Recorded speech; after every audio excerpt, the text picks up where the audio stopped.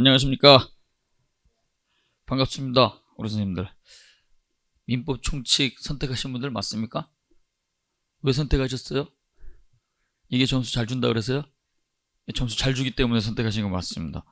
다른 과목보다는요, 이게 많다라고 하는 선입견이 있어가지고 잘 안 하는데요, 이게 굉장히 수월한 과목입니다. 나온 데서 나온다. 그리고 다른 관련법이라든가 이걸 갖다가 특별하게 공부 안 하셔도 돼요. 이거는 총칙 조문만 모두 184개 조문이 있는데 나온 데서 나옵니다.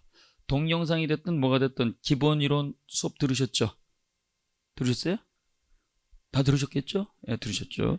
별로 어렵지 않습니다. 그래서 우리님들이 이 지문 연습을 했다가 잘 하시면은요, 예, 시험장에 가셨을 때 거의 다 봤던 것만 나온다 이렇게 생각하시면 돼요. 그래서 문제는 한 300문제 정도 이렇게 나갈 거예요. 300문제. 그 다음에 우리가 그 기본서 과정에 들어가 있던 중요한 문제 있지 않습니까? 거기에서 이제 한두 개가 이렇게 포함될 수는 있어요. 왜냐하면 판례라고 하는 게 있잖아요. 그 판례 자체가 바뀔 수는 없어요. 판례 자체는 바뀔 수가 없으니까 그 부분에 대해서 우리 선생님들이 보시면 되고요.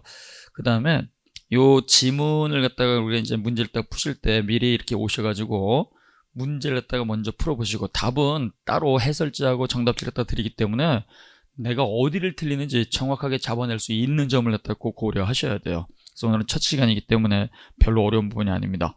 자, 그래서 문제 1번을 갖다가 먼저 보시게 되는데 문제 1번 보시기 전에 문제부터 우리가 들어가는 건 의미가 없어요. 그래서 민법 제1장 서론 파트에서는 어디가 중요한 거냐, 이걸 조금 우리가 스킵은 하셔야 돼. 기억을 하셔야 된다는 얘기죠.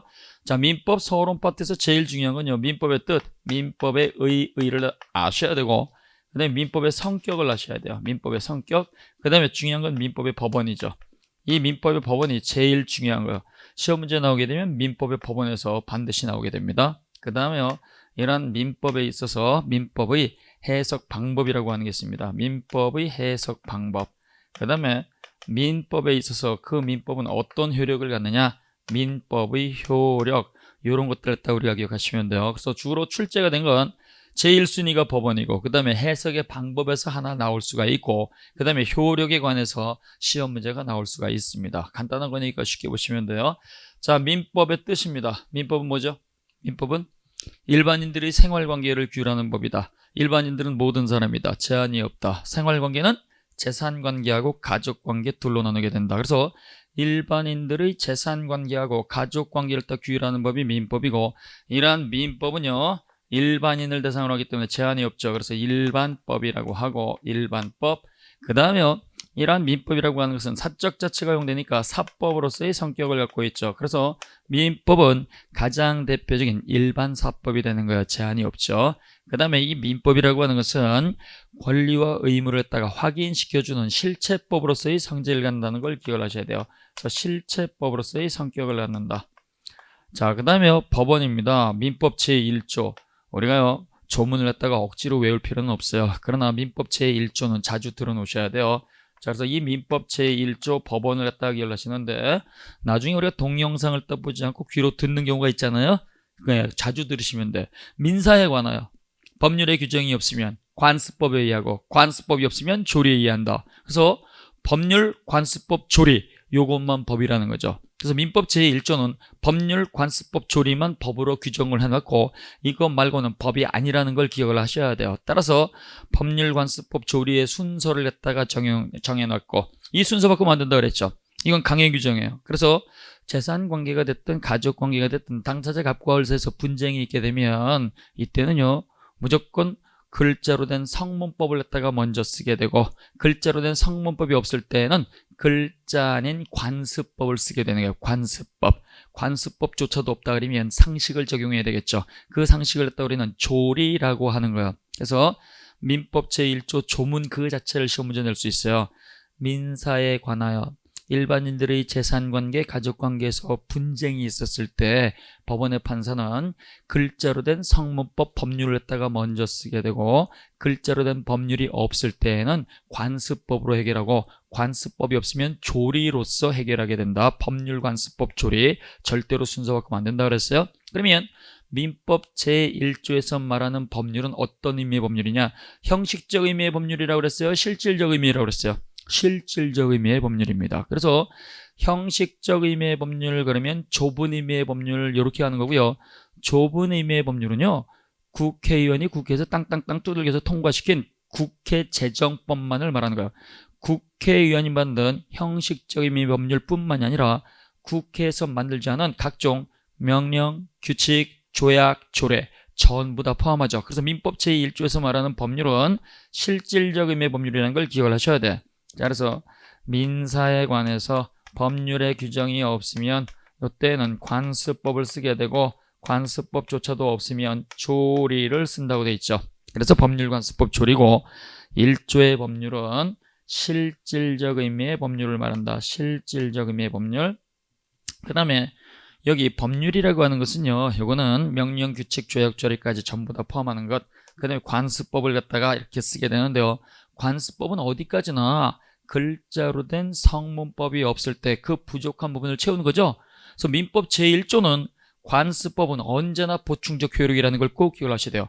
민법 제1조에다 뭐라고 되어 있느냐, 글자로 된 성문법이 없을 때만 관습법을 쓰기 때문에 민법 제1조 관습법 효력은 언제나 보충적 효력입니다.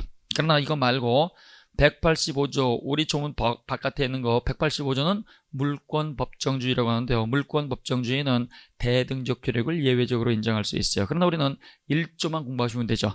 1조에서 말하는 관습법은 무조건 보충적 효력입니다. 언제나 보충적 효력이에요. 왜? 법률의 규정이 없으면 관습법을 쓰기 때문이죠. 그러면 여기 법률은 성문법이니까 강행 규정이 될 수도 있고 임의 규정이 될 수도 있어요. 그래서 임의 규정이라고 하더라도 글자로 인쇄가 된 성문법이기 때문에 관습법의 효력은 인정하지 않습니다. 그래서 임의 규정과 배치되는 관습법은 효력이 있다 그러면 안 돼요. 임의 규정과 배치된 관습법도 효력이 없어요. 그래서 단순 권고 규정인 가정의례 준칙이라고 하는 게 있는데 그 가정의례 준칙과 배치가 되는 관습법은 효력이 인정이 된다 안 된다? 안 된다. 그러니까 무조건 글자로 인쇄된 게 있으면 관습법 안 쓰는 거예요. 그래서 강행 규정이 됐던 임의 규정이 됐던 글자로 인쇄된 성문법이 있으면 관습법은 절대로 안 쓴다. 그래서 관습법을 쓰게 됩니다. 그럼 이때 관습법 자체가 굉장히 중요한데요.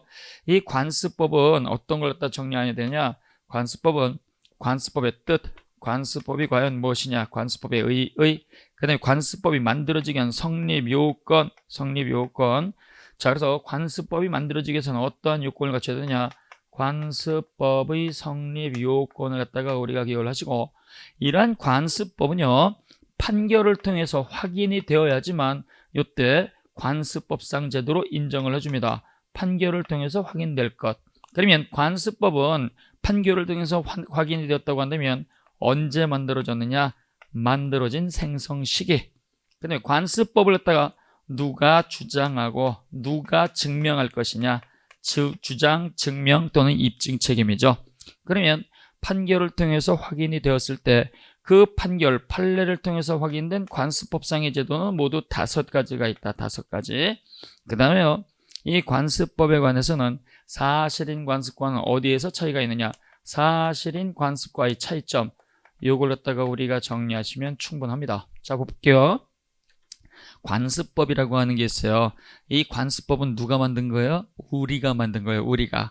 사회 구성원들인 우리가 생활을 통해서 반복되는 행위, 관행을 저지릅니다. 그래서 누군가가 행동을 했다 그러면 어떻게 돼요? 마음에 든다 그러면 따라하겠죠. 따라하게 되면 이걸 관행이라고 하는 거예요. 이 관행이 있게 되면 이걸 갖다가, 관행은 단순히 해도 되고 안 해도 되는 것에 불과한 거죠. 우리가 부동산 거래를 하는 관행은요, 보통 토지를 판다, 그 다음에 건물을 사고 판다 그러면 어떻게 돼요? 계약금 주고 중도금 주고 마지막 잔금 치르면서 소유권 넘겨주죠. 이게 거래 관행인데, 나는 싫어, 일시불로 다 받을 거야, 나는 건물부터 받고 나중에 30% 더 얹어줄게, 이렇게 하는 것도 상관이 없기 때문에 거래 관행은 법이 아니에요. 그래서 사실인 관습을 우리가 거래 관행이라고 하고, 거래 관행은 지켜도 되고 안 지켜도 되는 거니까 법은 아니죠.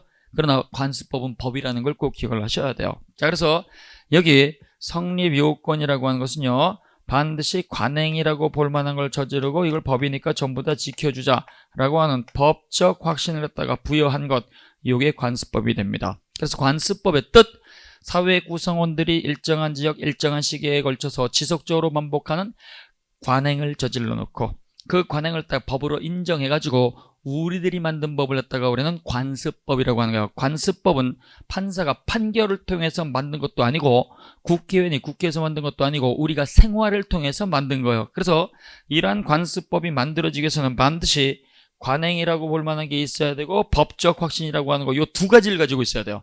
관행만 있으면 사실인 관습이고 법적 확신을 가지면 관습법으로 바뀌는 거예요. 사실인 관습은 뭐가 없어요? 법적 확신. 관습법은 뭘 가진 거예요? 법적 확신. 그래서 법적 확신이 있느냐 없느냐로 구별하는 거예요.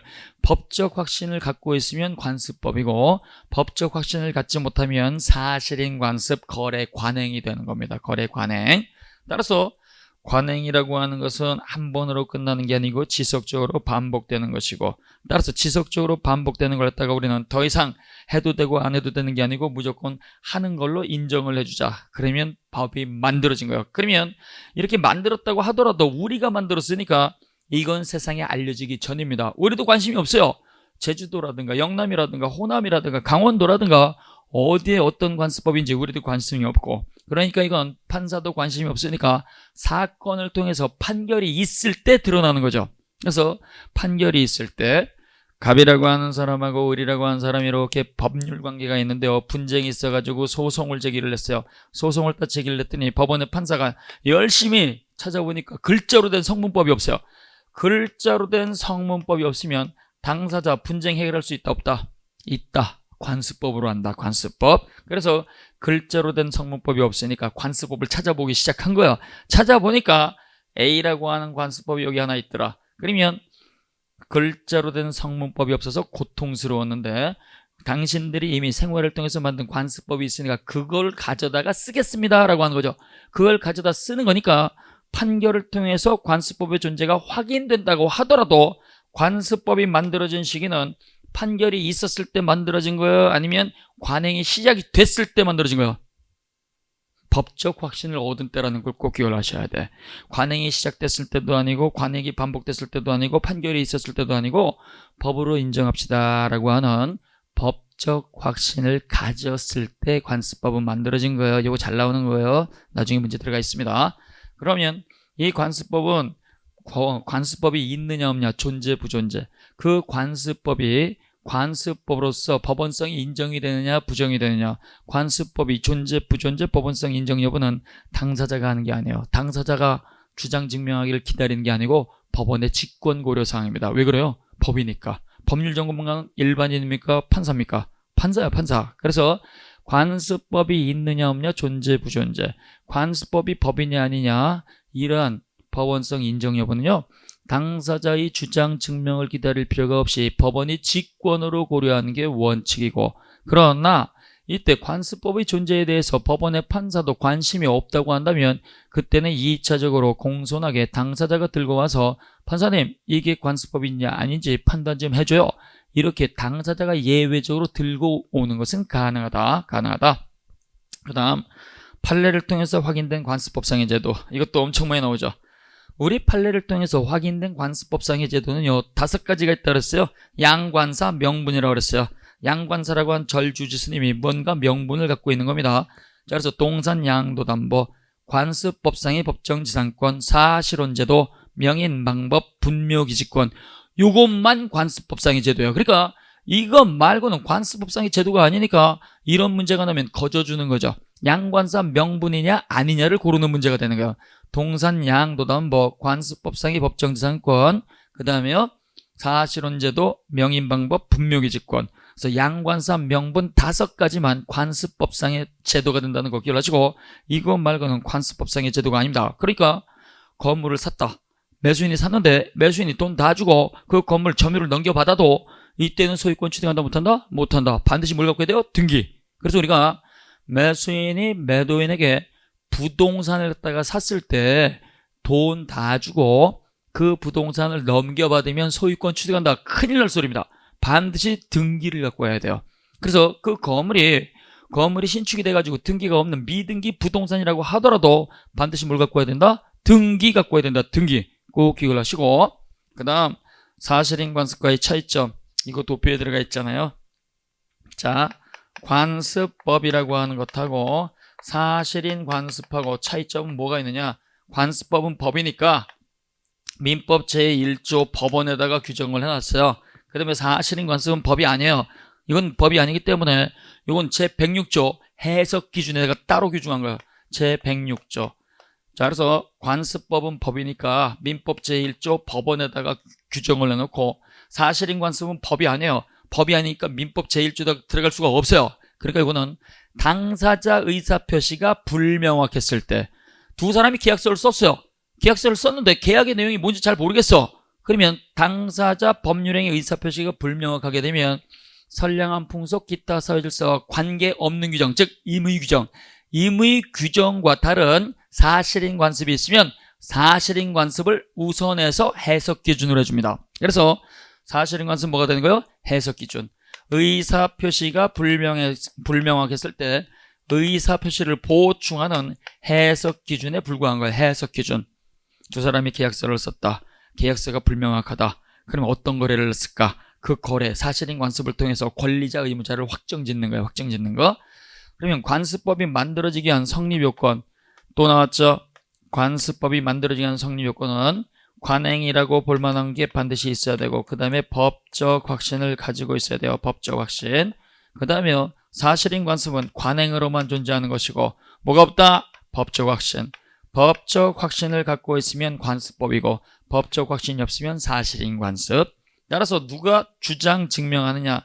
주장하고 증명하는 것은 관습법은 1차적으로 법원이 직권 고려하는 거예요. 법원이 직권 고려한다. 그 다음에 2차적으로 법원의 판사도 관심이 없다 그러면 이때는 당사자가 들고 올 수 있다. 그 다음에요. 사실인 관습은 거래 관행이잖아요. 판사가 물어봤어요. 두 분이 작성한 계약서를 갖다가 내가 봐도 모르겠어. 그래서 어떤 거래를 하신 겁니까? 그러면 이때 당사자가요.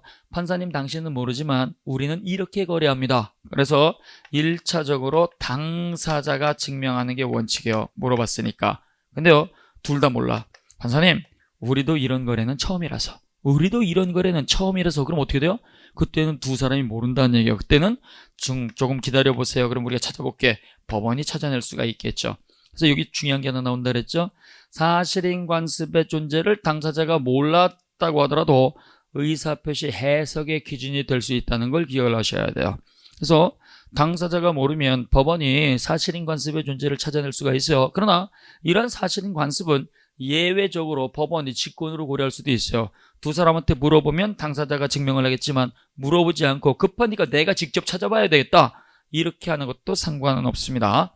자, 관습법은 법이니까 법률 문제 전부 다 쓰고 그 다음에 여기 사실인 관습이라고 하는 건 법원이 아니니까 이건 법률 문제 전부 다 쓰는 게 아니고 의사표시가 불명확했을 때 해석 기준에 불과한 것이다. 이렇게 하시면 돼요. 그 다음 법을 해석하는 방법이 나오죠. 법을 해석하는 방법은요. 유권 해석이라고 하는 게 있고 유권 해석 그 다음에 항리 해석이라고 하는 게 있어요. 유권 해석은 공무원 신분에서 하는 거예요. 공무원 신분. 대통령제에서는 국가 권력이 3권 분립이잖아요. 그래서 입법 해석, 사법 해석, 행정 해석이 있죠. 그래서 공무원 신분에서 공권력을 갖고 있는 자가 하는 거죠. 이게 유권이에요. 그래서 권한을 갖고 있는 자, 공권력의 주체가 하는 것이 유권 해석이고 쉽게 공무원이에요. 공무원. 입법부 공무원이 있고 사법부 공무원이 있고 행정부 공무원이 있죠. 입법부 공무원은 국회의원. 그 다음에 사법부 공무원은 판사. 그 다음에 일반 행정부 공무원이 있죠. 그러면 입법부 공무원은 법을 제정을 하면서 그 법에서 쓰이는 단어를 갖다가 풀이하는 게 있어요. 이게 바로 각종 정의 규정이죠. 국민 여러분, 우리가 국회의원인데 법을 만들었어요. 법을 만들었는데 이 법에서 쓰이는 단어는 이런 뜻입니다 라고 두는 각종 정의 규정을 입법 해석이라고 하는 거예요. 그래서 민법 총칙 98조에 보면 물건의 정의 규정이 있죠. 본법에서 말하는 물건이라고 하는 것은 유체물 및 전기 기타 관리 가능한 자연력을 말한다. 이게 가장 대표적인 입법 해석이 있죠. 입법 해석. 사법부 공무원 판사가 하는 해석은 어떤 거예요? 판결문 작성. 판결문 작성이 바로 사법 해석이에요. 그 다음에 행정 해석은 뭐냐면 하급 행정기관이 상급 행정기관에 요번에 이런 법을 만들었는데 이 법은 이런 뜻입니까? 질문하는 경우. 거기에 대한 회답. 그 다음에 회시 같은 거. 이게 바로 행정 해석이 되는 거예요. 근데 중요한 건 유권 해석은 그냥 개념만 잡으시면 돼. 근데 우리가 일반적으로 해석 그러면은요, 별도의 의사표시가 존재하지 않으면 학문적 이치로 하는 항리 해석을 해석이라고 합니다. 그래서 학문적 이치로 하는 거, 이거는 공권력의 주체가 아니고 교수가 할 수도 있고 우리도 할 수 있고 자유롭게 할 수 있는 거죠. 그래서 학리 해석은 1차적 해석이 있고 2차적 해석이 있어요. 1차적 해석은 이거는 물리 해석을 말하는 거죠. 물리 해석은 어떤 거냐? 글자 그대로 하는 거예요. 글자 그대로. 그래서 사전적 의미를 갖다가 말하는 거죠. 내가 쓰는 단어하고 저 사람이 쓰는 단어하고 똑같아야 돼요. 그렇지 않으면 우리는 사회가 유지가 되질 않습니다. 저 사람이 쓰는 단어하고 내 단어하고 다르면 소통이 안 되죠. 그러면 질서 유지가 안 되는 거예요. 그래서 우리가 제일 먼저 하는 해석은요, 글자 그대로요. 글자 그대로. 그러니까 민법 제1조에 보게 되면 민사에 관하여 법률의 규정이 없으면 관습법에 의하고, 그러니까 없으면 이건 글자 그대로 보충적 효력이라는 얘기죠. 있으면 안 쓰는 거니까. 그래서 물리 해석은 글자 그대로. 이러한 물리 해석은요, 사회 질서 유지, 법적 안정성과 관련된 거예요. 법적 안정성. 근데요, 글자 가지고 몰라. 도대체 그 글자 갖고 있는 의미를 우리가 다 안다고 하더라도 지나치게 추상지역에서 눈에 들어오지 않으면 이건 구체적으로 해야 되겠죠. 그래서 2차적 해석은요, 글자의 의미만 가지고 안 되는 게 있어요. 그게 뭐냐? 신의 성실의 원칙과 같은 거, 그 다음에 권리남용 금지의 원칙과 같은 거, 권리 행사와 의무의 이행은 신의에 쫓아서 성실해야 된다. 2조이랑 신의 성실의 원칙이죠. 권리 행사, 그 다음에 의무의 이행, 신의에 쫓아서 하는 게 어떠한 것인지 우리는 몰라요. 이건 판사가 알겠죠. 그 다음에 권리는 남용하지 못한다. 권리는 남용하지 못한다 이렇게 되어 있기 때문에 권리 남용에 대해서는 어떠한 요건을 가지는지 우리가 알 수가 없죠. 그래서 이러한 것들을 따라 우리가 판단하는 것은 글자만 가지고 하는 것이 아니고 두 사람 사이에서 어떠한 법률 관계가 있는지 구체적 타당성을 실현을 해줘야 돼요. 그래서 2차적 해석은 글자 가지고 의미를 모르기 때문에 당사자의 법률 관계에 구체적 타당성을 다 실현하기 위해서 하는 해석이다. 여기는 크게 유추 해석이라고 하는 게 있죠. 유추 해석은 유사하고 비슷하게 하는 거. 축소 해석은요, 그 의미보다 좁게 하는 거죠. 무엇을 제외한다. 이러한 해석은 전부 다 축소 해석이라고 했어요. 그 다음에 무엇을 포함시킨다. 그럼 뭐요? 요거는 확장 해석이 되겠죠. 자, 그래서 확장 해석 그러면 글자가 어려운 게 아니고요. 국어 문제예요. 자, 그래서 미성년자가 단독으로 할 수 없는 법률행위에는 매매, 임대차 같은 재산행위뿐만이 아니라 유가증권 발행행위도 포함시킨다. 포함한다 그러면 확장 해석이고, 제외한다 그러면 축소 해석이 되는 거예요. 그 다음에요, 우리가 반대 해석. 민법에서 제일 많이 쓰는 해석이죠. 반대를 갖다가 하는 거예요. 반대로 하는 거. 법전을 얇게 만들어야 되기 때문에요, 유효의 요건을 규정하면 무효를 규정하지 않습니다. 왜? 유효의 반대가 무효니까. 그 다음에요, 선의 제3자 이렇게 하게 되면 악의 제3자 규정 넣을 필요가 없죠. 반대로 하면 되기 때문에. 그래서 우리가 반대 해석이 있고, 그 다음에 당연 해석, 물론 해석이라고 하는 게 있어요. 피성년 후견인이 일용품 구입을 했을 때는 그건 유효가 확정이 되죠. 그러니까 성년 후견인이 취소할 수 없다. 제정신 갖고 있는 사람이 취소하지 못하면 제정신 없는 사람은 당연히 취소하지 못한다. 유효 확정이죠. 그 다음에요, 보정 해석이라고 하는 게 있죠. 이 보정 해석은요, 법률 용어 단어를 다른 글자로 바꿔주는 거예요. 정관 변경이 있었다. 그러면 주무관청의 허가를 받아야지만 정관 변경이 유효가 되는데요. 그 주무관청의 정관 변경 허가는 설립하고와 성질이 다르기 때문에 요건을 갖추면 반드시 허락해줘야 되는 인가로서의 성질을 갖고 있는 거죠. 그래서 허가를 인가로 바꿔주는 거. 미성년자도 더 이상 영업하지 마. 영업하라고 취소하거나 제한하는 경우, 그 취소는 지금부터 더 하지 마라고 하는 거니까 소급해서 무효가 되는 게 아닌 철회의 의미를 갖는 거죠. 그래서 취소를 철회로 바꿔주거나 허가를 인가로 단어를 바꿔주는 거예요. 그래서 법률 용어를 갖다가 국회의원이 제대로 사용하지 못했기 때문에 법률 용어를 갖다가 맞게 다른 걸로 바꿔주는 해석을 보정 해석이라고 하는 겁니다. 보정 해석. 자, 그래서 해석은 이렇게 우리 선생님들이 개념만 잡으시면 되고요. 그 다음에 민법의 효력입니다. 이 민법의 효력은요, 시간에 관한 시간적 효력이 있고, 그 다음에 누구에게 효력이 있느냐, 사람에 대한 효력이 있고, 어디에다가 영향을 미칠 것이냐, 장소에 관한 효력이 있어요. 우리 민법은요, 시간적 효력에 있어서는 다른 법과 달리 소급표를 처음부터 인정했었다는 걸 기억하셔야 돼요. 그래서 우리는 해방이 되고 나서 쓸 법이 없었으니까 독일에서 수입을 해왔는데요, 그 법을 갖다가 언제 제정하고 공포했냐, 58년도 2월 20일입니다. 개띠에. 그래서 58년 개띠에 이 세상이 만들어진 게 민법이에요. 그러나 58년도 2월 20일 날 민법을 제정을 하고 공포를 했다고 하더라도 바로 즉시 시행을 못했어요. 오늘 법 만들었으니까 법대로 해. 그러면 일반인들은 혼란에 빠집니다. 법전도 없고 그 다음에 법이 무엇인지도 모르기 때문에. 그래서 우리는 유예기간도 였죠. 60년 1월 1일부터 시행을 했어요. 60년 1월 1일부터. 근데요 60년 1월 1일부터 민법을 써먹기 시작을 했는데, 그러면 구민법은 뭐냐? 그건 일본법이야. 그래서 구민법은 일본법입니다. 그래서 일본법을 쓰고 있다가 60년 1월 1일부터 우리가 만든 민법을 쓰기 시작한 겁니다. 근데요 소송이 들어왔어요. 61년도에 소송이 들어왔는데, 그것이 55년도에 계약된 내용을 가지고 소송이 들어왔습니다. 그럼 어떻게 돼요? 55년도 그 당시는 일본법이죠. 그럼 일본법을 갖다가 적용을 하겠어요? 앞으로 쓸 법인 민법을 갖다가 되돌아가서 쓰겠어요? 민법을 쓰겠다는 얘기예요.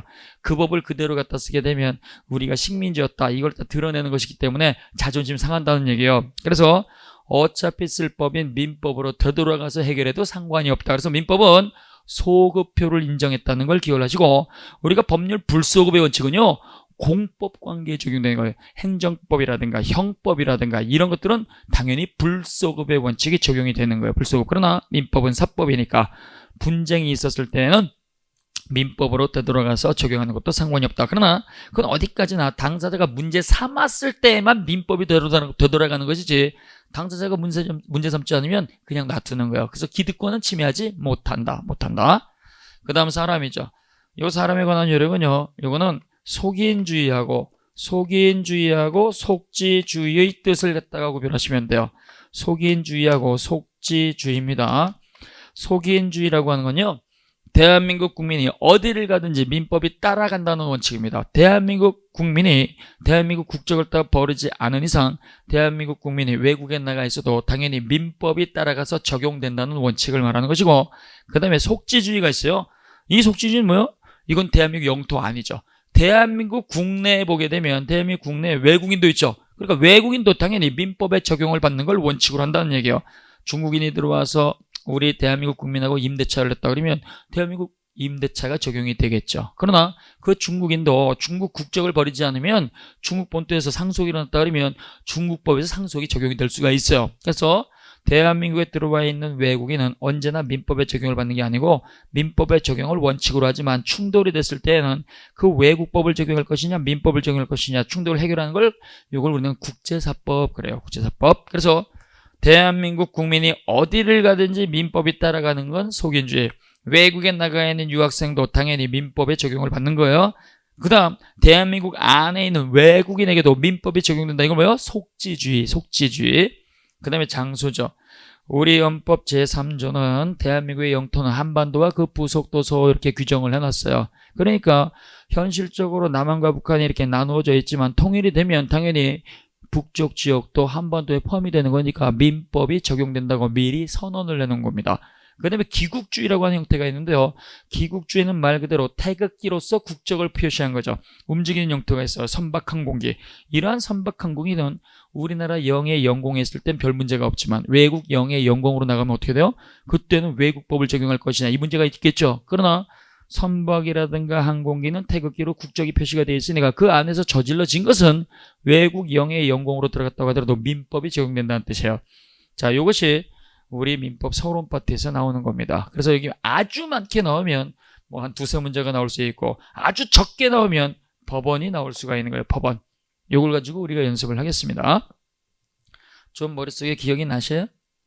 말이 너무 빠른 것 같아. 말 빠른 거 아니에요? 우리 선생님들 이미 공부하고 오셨으니까 이건 기억만 하시면 돼. 기억만 하시고, 우리는 주관식이 아니죠. 이건 주관식이 아니니까 캐치만 하시면 돼. 개념만 잡으시면 되는 거예요. 자, 1번 문제 봅니다.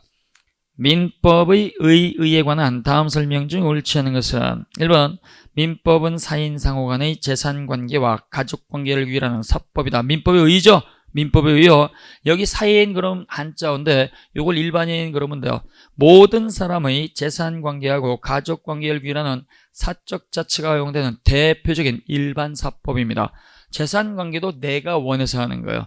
그 다음에요, 가족관계도 내가 원했을 때 혼인을 하는 것이고, 내가 원하지 않으면 혼인을 하지 않습니다. 상속도 내가 원했을 때 받는 것이고요, 내가 원하지 않으면 상속 포기도 가능하기 때문에 대표적인 사법이다. 사법. 그 다음 2번에 보면 민법과 상법의 규정 내용이 서로 충돌할 때에는 일반법인 민법이 적용된다. 맞습니까? 틀렸죠? 자, 민법은 일반사법이고 상법은 상인이라고 하는 특수한 계층을 갖다가 대상으로 하는 특별사법이 되는 거야. 특별사법. 자, 그래서 일반법하고 특별법이 충돌하게 되면 무조건 우리는 특별법 우선의 원칙이 적용되기 때문에 일반법인 민법이 적용되는 게 아니고 특별법인 상법이 적용되는 거예요. 그래서 법이 여러 개 있을 때는요, 그 법의 개수만큼 소송을 하는 게 아니라 그랬죠. 가장 힘센 법에 의해서 분쟁을 한 번으로 끝내는 겁니다. 그래서 특별법 우선의 원칙이 적용되기 때문에 법 다 적용하는 게 아니고 하나만 적용하는 거예요. 하나만. 이걸 법규경합이라고 하죠. 법규경합. 그래서 법규경합은 판사가 써먹을 수 있는 법조문이 여러 개 있는데 그 법을 다 쓰는 게 아니고 가장 힘센 법, 특별법을 적용하기 때문에 일반법인 민법하고 특별법인 상법이 충돌하게 되면 언제나 특별법 우선의 원칙에서 상법만 적용하는 거예요. 그래서 2번이 틀렸고, 그 다음 3번 민법 동그라미 넣으시고 일반인들 생활관계에 일반적으로 제한이 없이 적용되는 일반법이다. 일반법 동그라미 넣으시고, 일반법은 무슨 뜻이에요? 제한이 없이 모두에게 언제나. 그러니까 외교관에도 적용이 되고 외국인에게도 적용이 되고 갓 태어난 아이에게도 적용이 되고 대통령에게도 적용이 되고 지위 고와 연령의 높고 낮음 남녀 차별 없이 지능의 높고 낮음 따지지 않고 모든 자에게 제한이 없이 적용되는 법입니다. 그 다음 4번 민법은 일반인 사인 상관의 권리 의무를 직접 규율하는 실체법이다. 실체법 동그라미 넣으시고, 실체법은 권리와 의무를 규정하는 법이에요. 갑과 을은 이러한 권리와 의무가 있다. 이 역할이 실체법의 역할입니다. 당사자에서 권리와 의무가 제대로 실현되지 않으면 그 권리와 의무를 실현해 주는 것은 실체법인 민법이 아니고 민사소송법이라는 걸 기억하시면 되는 거예요. 그 다음은 형식적 의미의 민법 통째로 가르쳐주시고, 형식적 의미의 민법은 우리나라에 모두 몇 개가 있어요? 몇 개? 하나밖에 없어요. 하나밖에 없어요. 형식적 의미의 민법은요, 좁은 의미의 민법을 말하는 거예요. 좁은 의미의 민법. 좁은 의미의 민법은요, 이름 그 자체가 민법으로 되어 있는 법전을 말하는 거예요. 헌법도 한 개밖에 없고 상법도 한 개밖에 없고 민법도 한 개밖에 없죠. 그래서 이름 그 자체가 민법이란 이름의 법전을 말하는 겁니다. 그 다음에요, 실질적 의미의 민법은요, 형식적 의미의 민법인 민법뿐만이 아니라 다른 이름의 법들도 포함시켜 주는 거예요. 다른 이름의 법들. 그래서 가족관계 등록 등에 관한 법률 같은 거, 이러한 것들 전부 다 민법에 포함시켜 줍니다. 주택임대차보호법, 그 다음에 상가건물 임대차보호법. 그래서 모든 민사 관련 법규에서 특별사법을 빼고, 그래서 상법이라든가 상사특별법 빼고 공법 그 자체 빼고 민사소송법 빼고 그 나머지 전체를 실질적 의미의 민법입니다. 그래서 형식적 의미의 민법은 민법전 딸랑 한 개밖에 없지만 실질적 의미의 민법은요, 민법전뿐만이 아니라 민사부속법률, 민사특별법, 관습법, 조리, 공법 가운데서 민사 관련 공법 다 포함하니까 당연히 실질적 의미의 민법이 훨씬 더 많겠죠. 그래서 양자의 범위는 일치한다, 일치하지 않는다? 일치하지 않는다. 이런 문제 나오면 쉽죠? 거저주는 거예요. 거저주는 거. 안 나올 것 같지만 맞으라고 내는 문제가 16개 있다는 걸 꼭 기억을 하셔야 돼요. 그래서 난이도를 상중하로 하게 되면 16개에 해당하는 것은 40점이잖아요. 그건 절대로 틀리시면 안 돼. 그런 건 개념 묻는 문제가 많이 나오는 거예요. 개념 묻는 문제. 자, 그 다음에 2번 굉장히 중요한 문제가 하나 나와 있습니다. 자, 민법 총칙이라고 하는 것은 재산관계하고 가족관계의 공통원칙이죠. 그러니까 재산관계, 가족관계 공통으로 적용되는 모든 원칙을 뽑아놓은 거예요.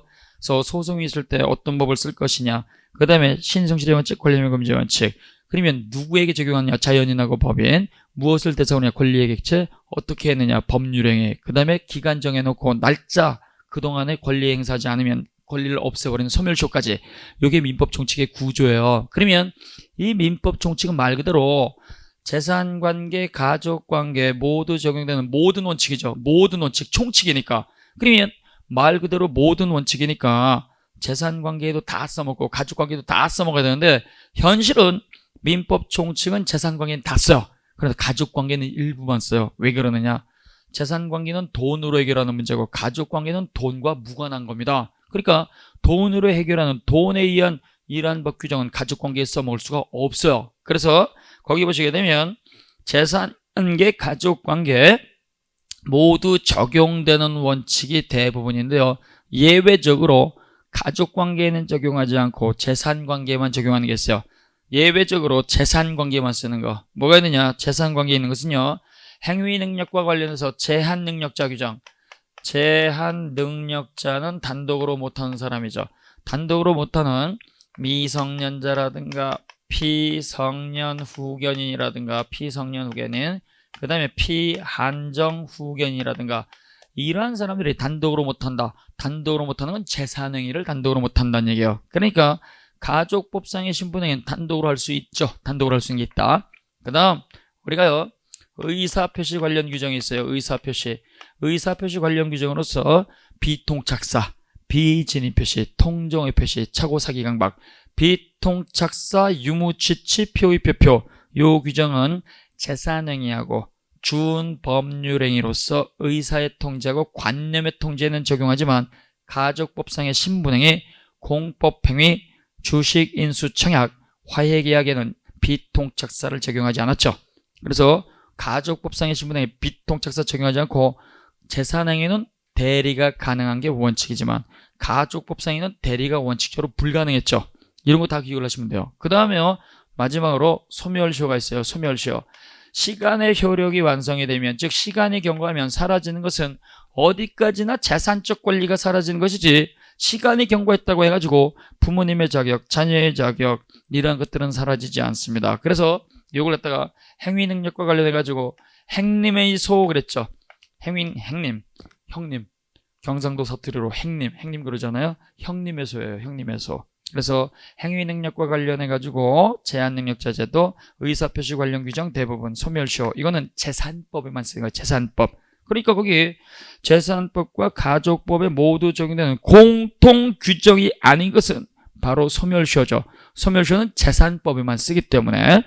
그러나 이번에 보면 신의성실의 원칙과 관련하면 금지의 원칙, 재산관계, 가족관계 다 쓰는 공통원칙입니다. 그 다음에 주소, 역시 주소도 재산관계, 가족관계 전부 다 공통 적용되는 거죠. 재산관계도 역시 주소지에서 효력이 있는 것이고, 상속도 피상속인 주소지에서 개시가 되기 때문에 주소는 재산관계, 가족관계 다 쓰는 거예요. 그 다음 103조 반사회질서, 선량한 풍속, 기타 사회질서 위반한 법률행위는 무효로 한다. 재산관계가 됐든 가족관계가 됐든 전부 다 공통원칙이고요. 그 다음에 물건도 역시 공통원칙이에요. 물건, 재산관계에서 물건을 사고 팔았다. 당연히 물권이라든가 채권의 목적이 될 수가 있겠죠. 그럼 물건은 가족관계 어디서 쓰느냐? 상속재산에 들어가요. 상속재산에. 피상속인 돌아가셨다. 그러면 상속인은 당연히 피상속인 남겨놓은 물건도 이어받는 거죠. 그래서 물건도 공통 규정이에요. 간단하게 행님의 소 이렇게 해가지고 행위능력과 관련해가지고 제한능력자 규정, 그 다음에 의사표시 규정, 대법원, 비통착사라든가 대리, 그 다음에 소멸시효, 이런 것들은 가족법에 안 쓴다. 이렇게 정리하시면 돼요. 자, 그 다음에 3번 민법 제1조와 일치되지 않는 것을 고르면, 이 말은요, 민법 제1조 조문을 기억해보자는 얘기예요. 민법 제1조. 민사에 관해서 법률의 규정이 없으면 관습법에 의하고 관습법이 없으면 조리에 의한다. 그러니까 법률, 관습법, 조리, 법의 종류를 정했어요. 법의 종류. 그러니까 법률, 관습법, 조리 말고는 법이 아니라는 얘기죠. 여기 딱 하나 예외가 있죠. 헌재결정례. 그래서 판결, 판례는 법률, 관습법, 조리에 없으니까 원칙적으로 판결, 판례는 법 아니에요. 대법원 판결이 됐든 대법원 전원업체가 됐든 이건 법이 아닌데, 예외적으로 헌재 판결, 헌재 결정례는요, 하위법인 민법을 딱 개정, 폐지, 삭제할 수 있으니까 헌재 판결은 예외적으로 법이에요. 그 다음에요, 글자로 된 법률이 있을 때 관습법은 안 쓰기 때문에 성문법 우선, 관습법, 불문법 보충적 효력, 그 다음에 적용 순서, 이러한 것들을 갖다가 우리가 규정을 해놓은 거예요. 그래서 성문법 우선 원칙을 규정을 했다. 근데 법의 종류를 갖다가 규정해놨어요. 법 그러면 법원이라고 그랬죠. 그래서 민법 제1조의 법은 관습, 법률, 관습법, 조리 세 가지가 법이에요. 근데 관습법, 불문법, 보충적 효력, 판례의 구속력은 인정한다, 안 한다? 안 한다. 여기 구속력은요, 법적 효력 이렇게 읽으면 돼요. 판례는 법적 효력을 인정하지 않습니다. 왜? 1조에 없으니까. 그 다음 법의 적용 순서죠. 그래서 법률, 관습법, 조리 요 순서로 적용을 해야 되기 때문에 이걸 당사자가 특약을 붙여가지고 우리 두 사람 사이에서 문제가 생기게 되면 신의 성실의 원칙부터 적용하겠습니다, 이렇게 특약 붙이면 안 돼요. 그래서 우리가 법의 적용 순서라든가 이런 것들, 조리와 같은 거, 조리를 최우선 먼저 쓰겠습니다. 신성실은 조리니까. 그래서 이런 것들은 순서를 바꾸면 된다, 안 된다? 안 된다, 안 된다. 그 다음 4번 문제입니다. 민법 제1조 법원에 관한 설명으로 옳지 않은 것 고르기. 1번 법원에 관한 민법 제1조에서 말하는 법률은 헌법에 따라서 국회에서 제정 공포된 형식적 의미의 법률만을 가리킨다. 틀렸죠? 형식적 의미의 법률 괄호 쳐주고 X입니다. 우리가 민법 제1조에서 말하는 법률관습법 조례, 법률이라고 하는 것은 실질적 의미의 법률을 말하기 때문에요. 국회 제정법뿐만이 아니라 국회에서 제정하지 않은 각종 명령, 규칙, 조약, 조례까지 전부 다 포함하는 겁니다. 따라서 1번 틀렸고요. 2번 대통령의 긴급 명령도, 명령이란 두 글자만 기억하시면 돼. 명령, 규칙, 조약, 조례이기 때문에요. 앞에 있는 것이 긴급 명령이든 행정명령이든 위임명령이든 일반 명령이든 간에 따지지 말고 명령도 민사에 관한 것이면 전부 다 판사가 적용할 수 있는 민법의 법원이 될 수가 있고, 그 다음 3번 사회의 거듭된 관행으로 만들어진 사회생활 규범이 법적 규범으로 승인되게 이르렀다 하기 위해서는 당연히 최고 질서인 헌법을 따가 위반해서는 된다, 안 된다? 안 된다. 그래서 관습법은요, 법적 확신을 부여하게 되는데 이 관습법은요, 헌법 위반해서는 안 된다. 헌법이 갖고 있는 정당성, 합리성 다 지켜줘야 되고요. 그 다음에 선량한 풍속 사회질서 위반해서는 안 된다. 그 다음에 강행규정 위반해서는 안 된다. 이 관습법은요, 글자가 없을 때 써먹는다. 이건 꼭 기억을 하셔야 돼요. 글자가 없을 때. 따라서 헌법을 위반해서는 안 된다. 그 다음 4번.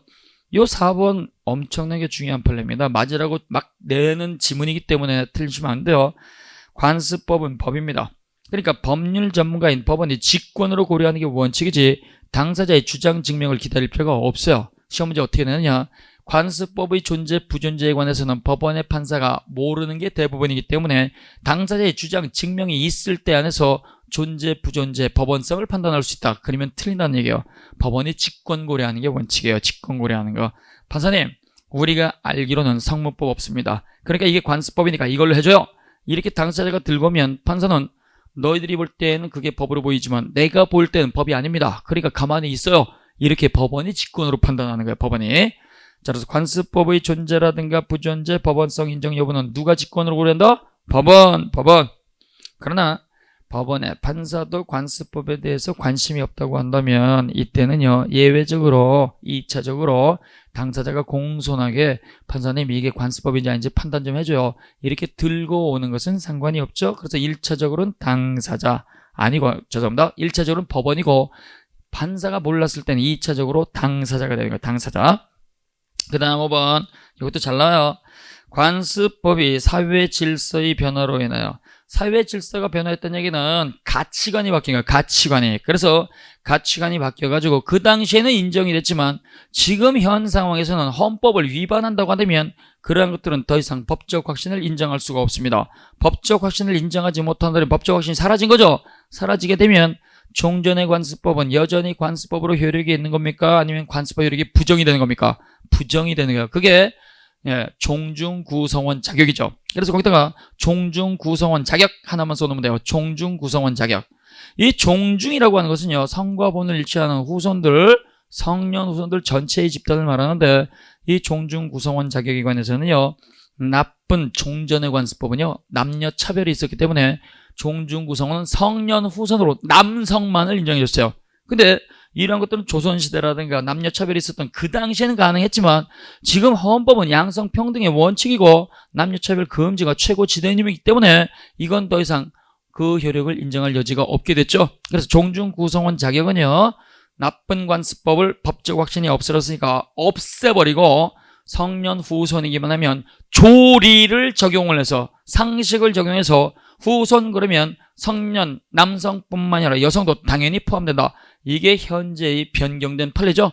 그래서 조리의 법원성을 인정한 거, 그거 하나 꼭 기억을 하셔야 돼요. 따라서 법적 확신을 갖고 있으면 관습법인데 이 법적 확신은 영구불변이 아니고 시대의 가치관에 따라서 변화해가지고 법적 확신이 소멸하게 되면 이건 나쁜 관습으로 되돌아가게 되고 관습법의 효력을 더 이상 인정할 수 없게 된다. 이게 바로 조리의 법원성 종중구성원 자격을 인정하는 겁니다. 따라서 5번 관습법이 사회질서의 변화로 인해서 그 적용 시점에서 전체 법질서 최고 지도 이념에 부합하지 않게 되었다면, 즉 법적 확신이 소멸됐다고 한다면 그 관습법의 법적 효력은 당연히 부정이 된다. 종중 구성원 자격. 그 다음 5번 문제입니다. 민법 제1조는 조문 그대로 나와있죠. 민사에 관하여 법률의 규정이 없으면 관습법에 의하고 관습법이 없으면 조리에 의한다고 규정하고 있어요. 그래서 민법 1조에 관한 옳지 않은 것 고르기. 1번 민사에 관하여 괄호 쳐놓으시고, 이건 뭐요? 일반인들의 재산관계, 가족관계, 모든 법률관계를 말하는 거죠. 민사에 관한 사건이고, 따라서 공법인이 사인과 맺은 매매계약의 효력에 관한 다툼은 민사에 관한 사항으로서 민사법원에서 다투어지게 된다. 그래서 공법인이 일반인과 맺은 계약의 효력과로 쳐주고, 이건 국가가 우월적 지위에서 매매한 게 아니에요. 이거는 대등한 지위에서 한 거예요. 대등한 지위. 대등한 지위니까 수평관계입니다. 국가기관하고 계약하게 되면 원칙은 당연히 공법관계가 적용될 수 있겠죠. 그러나 여기 중요한 표현이 나와 있어요. 사인과 맺은 매매계약의 효력이죠. 이거는 공법인 국가기관에 일반인에게 가서 음료수 사는 경우, 그 다음에 야유회 가서 놀러 가는 경우, 그 다음에 국가기관이 지하철 운영하는 경우, 이러한 것들은요 사법관계가 적용이 되는 거예요. 사법관계. 그 다음에 2번 민법 제1조에서 말하는 법률. 민법 제1조에서 말하는 법률은 실질적 의미의 법률이라고 그랬죠. 따라서 국회에서 제정된 고유한 의미의 법률을 통째로 가로쳐놓으시고, 요걸 우리는 형식적 의미의 법률을 그러는 거예요. 국회 제정법이죠. 국회 제정법뿐만이 아니라 넓은 개념으로서 실질적 의미로서 제정이 된 글자로 된 것 전체를 말하기 때문에 명령, 규칙, 조약, 조례 전부 다 포함한다. 전부 다 포함한다. 그 다음 3번 헌법재판소의 결정 가로쳐놓으세요. 헌재 판결이죠. 헌재 판결은요 헌법재판소는 최고 위치에 있기 때문에 하위법인 민법이라든가 상법이라든가 행정법이라든가 민사소송법이라든가 전부 다 개정, 폐지, 삭제시킬 수 있는 강한 힘이 있기 때문에 헌재 판결은 민법의 법원이다. 민법의 법원이다. 그 다음 4번 관습법은 그 성립요건 통째로 가로쳐주시고, 관습법의 성립요건 묻는 거예요. 관습법의 성립요건은 관행이라고 볼 만한 게 있을 것, 법적 확신 갖고 있을 것, 두 가지가 있어야 돼요. 따라서 관행이라고 있어야 되고 법적 확신이 필요한데, 그러한 법적 확신이 있느냐 없느냐. 자, 법적 확신의 유무 가르쳐주시고, 이걸 법원성 인정 여부 그래요. 법으로 인정할 것이냐 말 것이냐. 법원성 인정 여부는 판결에 의해서 인정되는 것입니다. 판결을 통해서 관습법의 존재가 확인된다 그랬죠. 여기까지는 맞아요. 근데 그 다음에 틀렸죠. 그러면 판결을 통해서 확인된 관습법은 언제 만들어졌느냐. 성립 시기는 만들어진 시기죠. 생성 시기. 같은 말이에요. 관습법이 만들어진 때는 판결이 있었을 때도 아니고, 관행이 시작됐을 때도 아니고, 관행이 반복됐을 때도 아니고, 법으로 인정하겠습니다는 법적 확신이 만들어졌을 때라는 걸 꼭 기억하셔야 돼요. 그래서 관습법이 만들어진 시기는 법원의 판결이 확정된 때도 아니고, 관행이 먼저 시작된 때도 아니고, 관행이 반복된 때도 아니고, 일반인들이 법으로 인정하겠습니다라고 하는 법적 확신을 부여한 때입니다. 법적 확신을 얻은 때로 소급하는 거예요. 법적 확신. 그래서 이 4번이 틀렸죠. 그 다음 5번 대법원은 관습상의 통행권을 관습법상 물권으로 인정하는 것은 물권 법정주의에 위반되기 때문에 허용될 수 없다는 입장이다. 뜬금없이 나왔죠. 이건 양관사 명분 묻는 거예요. 양관사 명분. 관습법상의 제도 관습법은요 동산 양도담보 관습법상의 법정지상권 사실혼제도 명인 방법 분묘기지권 양관사 명분 말고는 전부 다 관습법 아니다. 이렇게 정리하시면 되는 거예요. 자, 그래서 여기 5번 문제는요 이건 감정평가사에서 기출됐던 문제입니다. 이런 문제들은 우리가 기억을 하시는 게 좋습니다. 고생을 하셨고요. 잠깐 쉬었다가 뵙도록 하겠습니다.